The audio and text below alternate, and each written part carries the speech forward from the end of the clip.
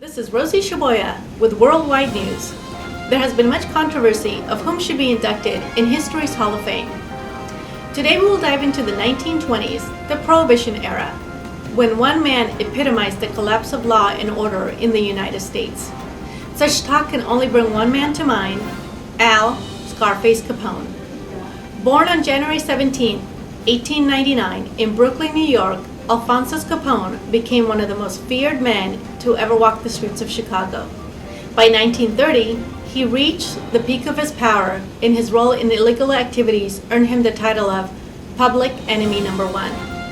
Now we will look at some footage of an interview that Mr. Capone allowed me to capture with my team before his arrest. So let's start off by you telling me your name, and then we'll go on from there.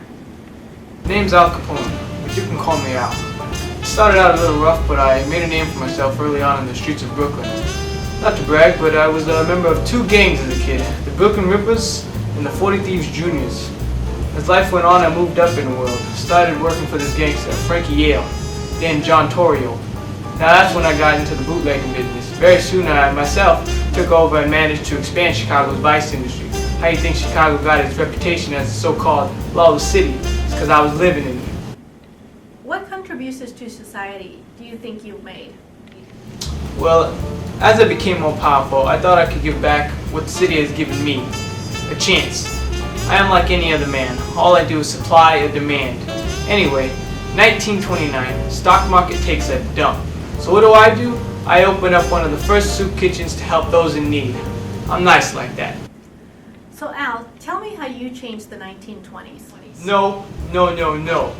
I did not change the 20s. Prohibition changed the 20s. Prohibition has made nothing but trouble.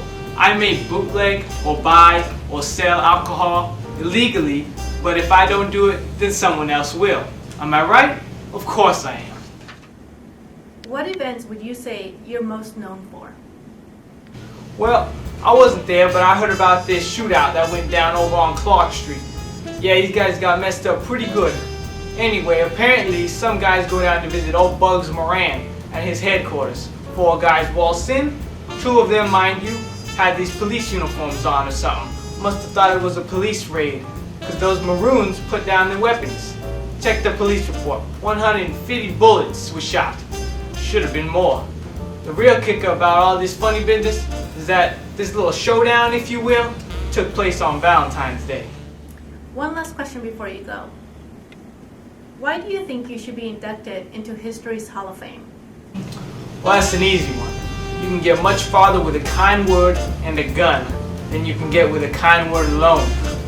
I'm living proof. A few years after that video, Capone went to be indicted for income tax evasion, misdemeanor of failing to file tax returns, and conspiracy to violate the prohibition laws. Capone attempted to bribe the jury, but Judge James H. Wilkerson changed the jury panel at the last minute.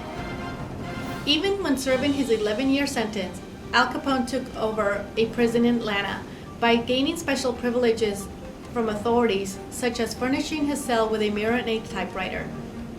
Word quickly spread of Capone's influence over the prison, which was the central cause for his transfer to Alcatraz, located in San Francisco, California.